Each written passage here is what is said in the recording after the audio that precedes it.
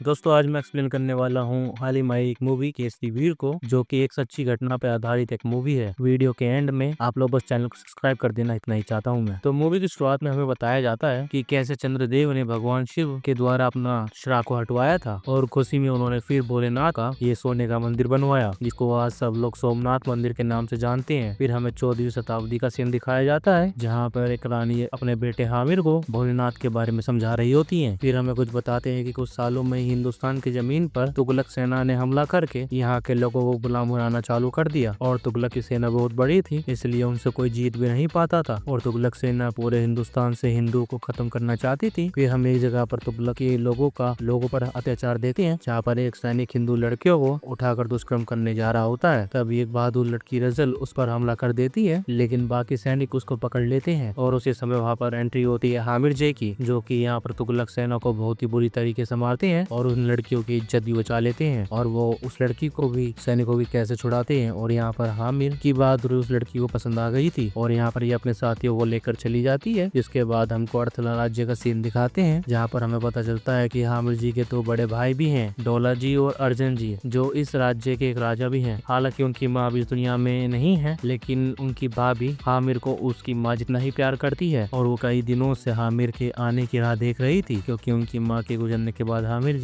ये राज्य छोड़कर चले गए थे। जिसके बाद हम दिल्ली का सीन देखते हैं, जहाँ पर तुगलक सुल्तान पूरे हिंदुस्तान पर हमला करने का ख्वाब देख रहा था, और अपने वो खास आदमी गुलफाम से कहता है कि हमें पूरा हिंदुस्तान चाहिए, तो जंग चलती रहनी चाहिए। लेकिन यहाँ पर उसका सैनिक कहता है कि जंग के कारण हमारा सारा खजाना खत्म हो चुका है, और सिपाहियों को मुआवजा तक देने का सोना नहीं है। और वहाँ पर वो कहता है कि एक आदमी है जो मेरा पूरा हिंदुस्तान जीतने पर का सपना पूरा कर सकता है, और वो है मीर बख्श जफर खान, जो कि इतना क्रूर है कि हमें उससे संभल कर रहना पड़ेगा। जिसके बाद हम बिन रक्ष को देखते हैं, जो कि बनेरा राज्य को उसी की प्रजा के सामने मार डालता है, और फिर वहाँ पर वो मौजूद सारी औरतों को सुल्तान के पास आकर दिल्ली आ जाता है। ये देखकर हम मीर बख्श की हमायत का पता लगा सकते हैं। मीर बख्श की जीत से सुल्तान बहुत ही खुश होते हैं, और फिर वो उसको बताते हैं कि हमारे पास खजाना खत्म हो चुका है, और अगर हमें हिंदुस्तान जीतना है तो हमें इन्हीं के मंदिरों से खजाना निकालना होगा, क्योंकि सुना है कि हिंदुस्तान के मंदिर में बेशकीमती खजाना है, और सबसे ज्यादा सोना सोमनाथ मंदिर में है। जो सुनकर मीर बख्श कहता है कि मैं वहाँ से आपके लिए सोना लेकर आ जाऊंगा। फिर सुल्तान के जाते ही मीर बख्श अपने भाई से कहता है कि सुल्तान के पास से अब खजाना खाली होता जा रहा है, इसलिए जैसे ही मैं सोमनाथ के खजाने को लूटूंगा तो उस खजाने का मालिक मैं बनूंगा, और सुल्तान की गद्दी भी मैं छीन लूंगा। यानी कि मीर बख्श को कैसे भी करके सुल्तान बनना था, और वो बस मौके का ही इंतजार कर रहा था। फिर मीर बख्श ऑर्डर देता है कि सौराष्ट्र की ओर चलने के लिए, जहाँ पर इनको सारे मंदिर लूटने थे। यहाँ पर सौराष्ट्र के ही एक राज्य का सीन देखते हैं, जहाँ पर मीर बख्श के लोग वहाँ से शिवलिंग को हटा रहे होते हैं, और वहाँ के पुजारी को भी मारते हैं। और जैसे ही वो लोग शिवलिंग पहाड़ी के नीचे से फेंकते हैं, लेकिन एक आदमी आकर उस शिवलिंग को गिरने से बचा लेता है, और हमें पता चलता है कि इनका नाम वेगदा जी है, जो कि एक समाज के लीडर थे। और तुगलक की सेना ये सोचकर चली जाती है कि उन्होंने मंदिर उजाड़ दिया है, लेकिन थोड़ी ही देर में आकर वेगदा जी दोबारा मंदिर को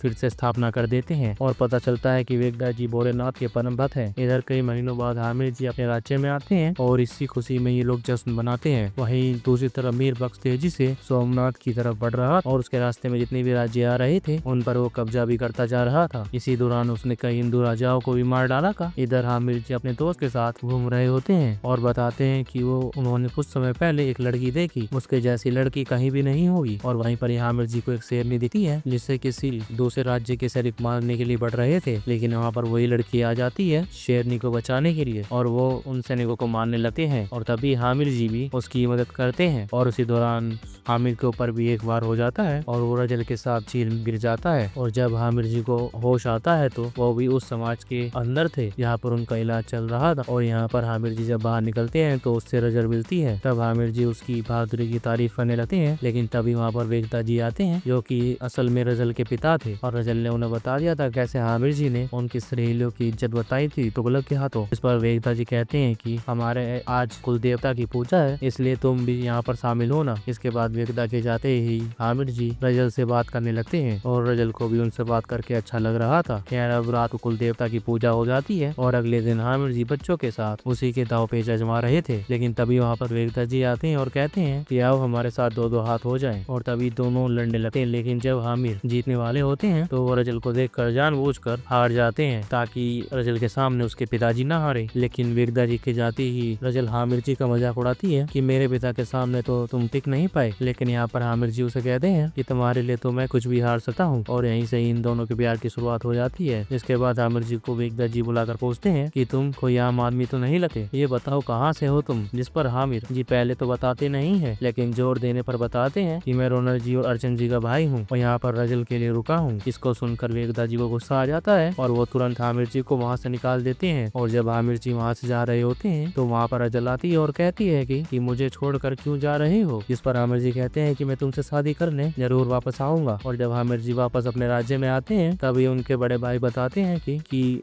तुगलक के सैनिकों ने कई राज्यों पर हमला कर दिया है और अब वो सीधे सोमनाथ की तरफ ही बढ़ रहे हैं उसको लूटने के लिए। इसलिए वो अर्चन जी के साथ आमिर जी को पास के सारे गाँव की रक्षा करने के लिए कहता है, क्योंकि तुगलक की सेना वहाँ पर कभी भी आती होगी। और ये लोग अपने अपने मिशन पर चले जाते हैं। और अगले दिन ही मीर बख्श एक गाँव में घुसकर उन लोगों को तड़पा रहा होता है और वो पुजारी को भी मारता है। लेकिन तभी वहाँ पर आमिर जी आते हैं और वो पहले तो पुजारी को बचाते हैं और उस मीर बख्श को लड़ने की चुनौती देते हैं। जिस पर मीर बख्श दिमाग चलाता है और कहता है, चलो एक खेल खेलते हैं, अगर तू ये खेल जीता तो मैं यहाँ से चला जाऊंगा बिना किसी को कुछ भी कहे। इसको सुनकर आमिर भी मान जाता है और मीर बख्श छोटी सी रेस करवाता है, जो झंडा पहले पार करेगा वो जीत जाएगा। फिर मीर बख्श अपने बेहतरीन घुड़सवार को रेस करने के लिए भेजता है और आमिर जी बिना घोड़े के थे, लेकिन इसके बावजूद आमिर जी उस घुड़सवार को हरा देते हैं। जो देखकर मीर बख्श चुपचाप अपनी सेना को लेकर अपने ठिकाने पर आ जाता है और वहाँ पहुंचकर मीर बख्श पहले तो अपने घुड़सवार को मारता है कि तू हार कैसे गया, और फिर काजी से कहता है कि सुना है ये हिंदू शिवरात्रि धूमधाम से बनाते हैं, तो उसी दिन हम कुछ करेंगे और साथ ही हम उन गाँव वालों को भी मार देंगे। और जैसी बात आमिर को पता चलती है तो उनका बहुत गुस्सा आता है। इधर रजल को उदास देखकर वेगदा जी समझ जाता है कि ये उदास क्यों है। फिर ये उसको एक सच बताता है कि हम समाज के लोग उन अमीर लोगों को लूट कर गरीबों में बांटा करते हैं। इसी दौरान हमारी टक्कर एक जेठो और राजपूत से हो गई, जिसने बताया कि तुगलक की सेना ने उनके पूरे परिवार को मार डाला है और वो अपनी छोटी बच्ची लेकर भाग रहा था। लेकिन तभी उसकी वहाँ पर मौत हो गई और उस बच्ची को मैंने पाला, जो कि तुम हो। इसको सुनकर रजल के होश उड़ जाते हैं और बाद में कहते हैं कि बस मैं तुम्हें खुश देखना चाहता हूँ और कुछ भी नहीं। इसके बाद शिवरात्रि का दिन आता है और सारे लोग हंसी खुशी पूजा कर रहे थे, लेकिन तभी वहाँ पर तुगलक की सेना धमाका कर देती है और आमिर जी के बड़े भाई दूरा जी को घेर लेती है। असल में मीर बख्श ने ही आमिर जी से अपने भाई को सेना के साथ भेजा था, लेकिन तभी वहाँ पर आमिर जी आते हैं और वहाँ पर पूरी सेना से अकेले लड़ जाते हैं और अंत में वो मीर बख्श के भाई को भी जान से मार देते हैं। और जब ये बात मीर बख्श को पता चलती है कि उस अकेले आमिर जी ने उसके भाई और उसकी सेना को हरा डाला, तो वो गुस्से में तिलमिला जाता है कि अब मैं एक भी गाँव नहीं छोड़ने वाला, लाशों के ढेर बिछा दूंगा और सारे मंदिरों को तबाह कर दूंगा। और इधर आमिर जी को कई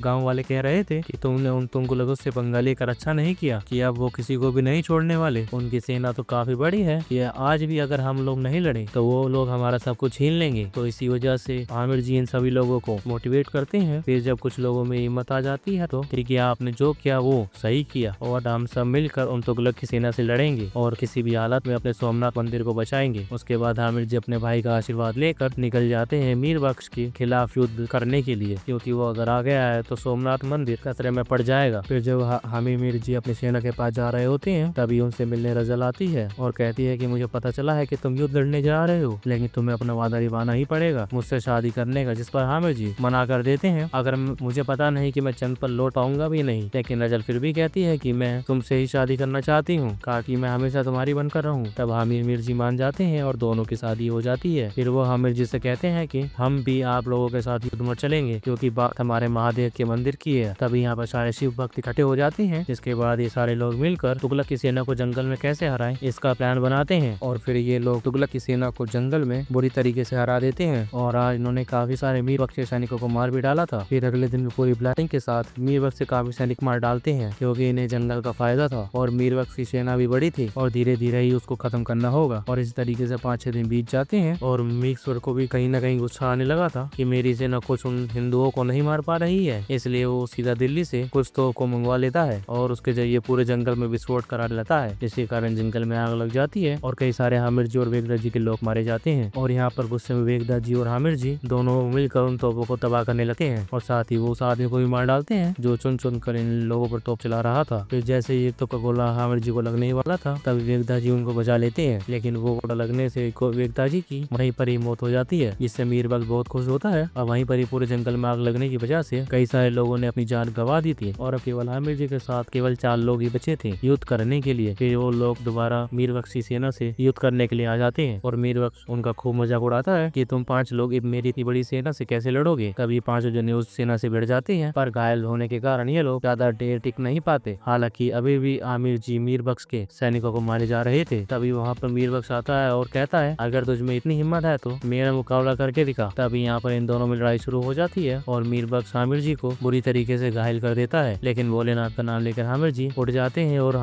मीर बख्श को मारने लगते हैं। फिर मौका पाकर मीर बख्श आमिर जी की गर्दन ही उड़ा देता है। लेकिन यहाँ पर चौंकाने वाली बात तो ये थी कि आमिर जी का शरीर अभी भी लड़े जा रहा था और तभी एक तलवार आमिर जी मीर बख्श के आर पार कर देते हैं। इससे गर्दन न होने के बाद भी आमिर जी मीर बख्श को मार डाला था और ये मूवी यही पर ही खत्म होती है। अगर रिव्यू की बात करो तो इससे अच्छा कोई सास बहू का सीरियल देख लेना। Thank you very much for watching. Explanation अच्छी लगी तो वीडियो को लाइक, चैनल को सब्सक्राइब जरूर करना। Thank you.